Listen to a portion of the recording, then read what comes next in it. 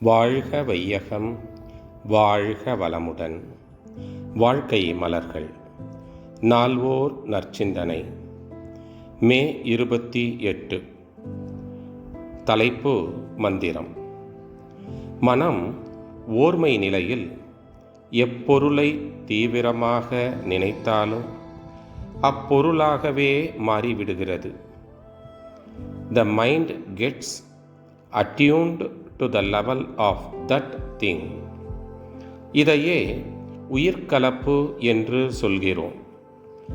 அந்நிலையில் நாம் அப்பொருளை மதிக்கிறோம், அதனோடு நட்பை வளர்த்து கொள்கிறோம். அப்பொருளின் ஆற்றலை நம் உயர்வுக்கு பயன்படுத்தி கொள்கிறோம். இந்த தத்துவம்தான் தெய்வ வணக்கத்திலும் இருக்கிறது.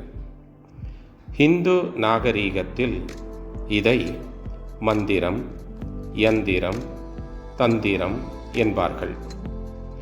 நுட்பமும் வேகமும் பெறுமாறு தன் உயிரினது ஆற்றலை, அதாவது மனோசக்தியை பெருக்கிக் கொள்ளல், மனதின் திறனை உச்சபட்சமாக உயர்த்தி கொள்ளல் மந்திரமாகும்.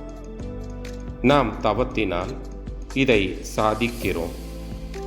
மனமாக விரிதலை ஒழித்து தன்னில் தானாகவே நிற்கும் உயிர் பின்னால் தன் மூல நிலையையும் எய்தி மீளும்போது அதற்கு தூய்மையோடு வலிமையும், வலிமையோடு தூய்மையும் கிடைக்கின்றன.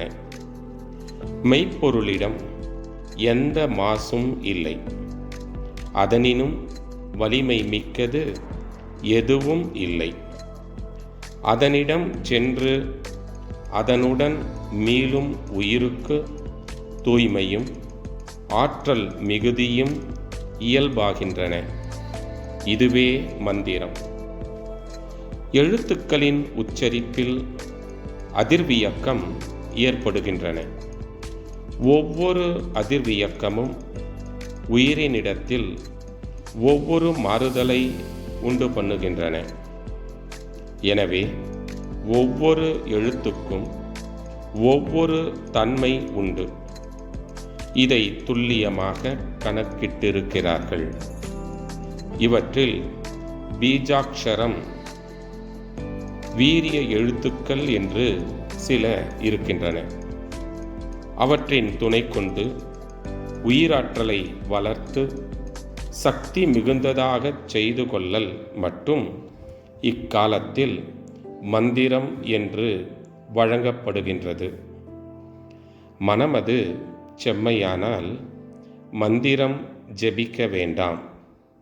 ஆம், மனமது செம்மையானால் மனமே மந்திரம். ஜெபிக்க வேண்டியதில்லை. மனதிற்கு செம்மை ஊட்டுவதே மனவளக்கலை. அருட்தந்தை. வாழ்க வளமுடன். தொடரும்.